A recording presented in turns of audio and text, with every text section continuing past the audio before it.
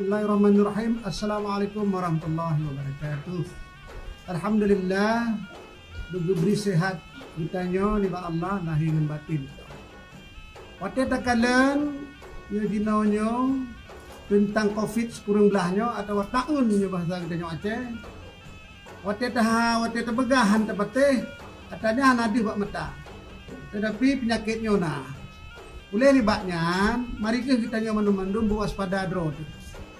Jadi kiban cara kita nyo sebagai orang Aceh, umi, ayah, ado, adun, mandum-mandum, kita nyo kita jaga dro. Cara jaga dro kiban, jaga dro kita nyo naku dengan tarah jaro kita nyo begleh-gleh bersabai-sabai. Kita nyo mau urun semayang, jadi limang bahwate memang kat tarah jaro. Dan tarah jaro dengan sabun, menan alih tarah yang kagli kita nyo.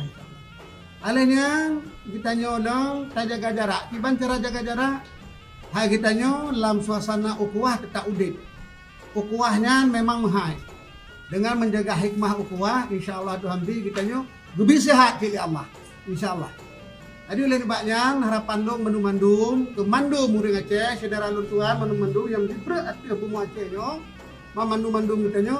Hal-hal yang perlu untuk terjaga supaya dia terhindar dari wabah taunnya, nyan buta patih, buta ikuti, berdisiplin kita nyo insyaAllah.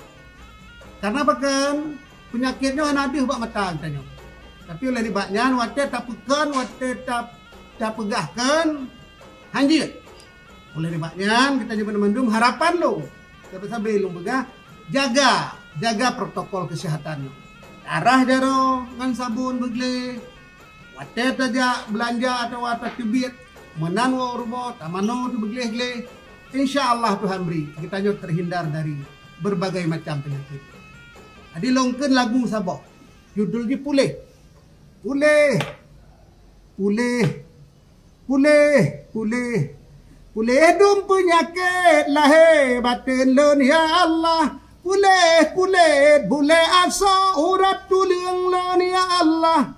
Pulih ate jantung limpah, parungan pedlan ya Allah. La ilaha illallah, Muhammadur Rasulullah.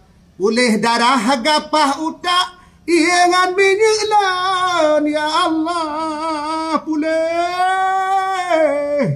pulih.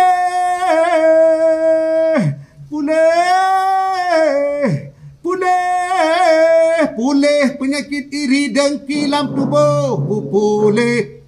InsyaAllah Tuhan beri. Pulih kita nyaman. Amin ya Allah, amin ya Rabbal Alamin. Assalamualaikum warahmatullahi wabarakatuh.